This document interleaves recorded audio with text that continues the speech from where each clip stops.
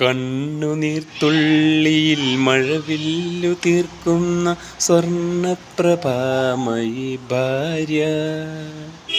കണ്ണുനീർത്തുള്ളിയിൽ മഴവില്ലു തീർക്കുന്ന സ്വർണപ്രഭാമയി ഭാര്യ. കാര്യത്തിൽ മന്ത്രിയും കർമ്മത്തിൽ ദാസിയും രൂപത്തിൽ ലക്ഷ്മിയും ഭാര്യ.